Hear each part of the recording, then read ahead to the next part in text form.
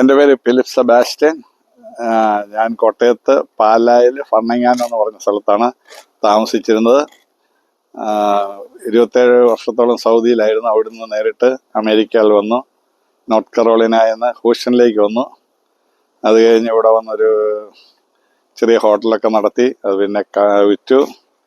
ഇപ്പം ഞാനിവിടെ റിട്ടയർമെൻറ്റ് ലൈഫാണ്. Still I am working with insurance. അങ്ങനെ കഴിയുന്നു.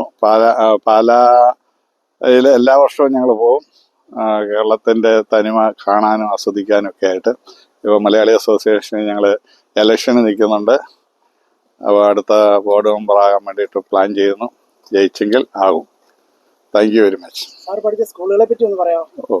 സ്കൂള് അരിയുത്രയാണ് പഠിച്ചത്. പിന്നെ ബാംഗ്ലൂര്.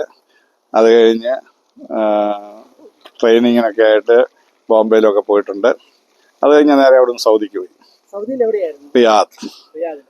ഞാൻ അവിടെ IT മാനേജറായിട്ട് അൽഹമാദി ഹോസ്പിറ്റൽ IT മാനേജറായിട്ട് 24 വർഷം വർക്ക് ചെയ്തു. അവിടെ നിന്ന് നേരെ ഇങ്ങോട്ട് പോന്നു. സാഹചര്യം ഒരു ചേഞ്ച് വേണം തോന്നി, അങ്ങനെ ഒന്നാണ്. അല്ല, ഞങ്ങൾ നോർത്ത് കരോളിന ആയിരുന്നു.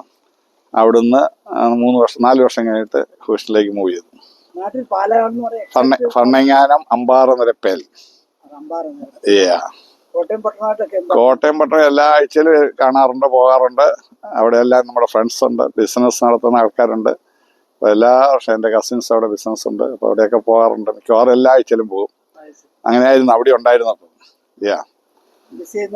മിസ് ചെയ്യുന്നത് നാടിൻ്റെ ഭംഗിയും പ്രകൃതി ഭംഗിയും ആൾക്കാരും ഫ്രണ്ട്സും അതുപോലുള്ള കാര്യങ്ങളും. Syro Malabar church. Okay, by.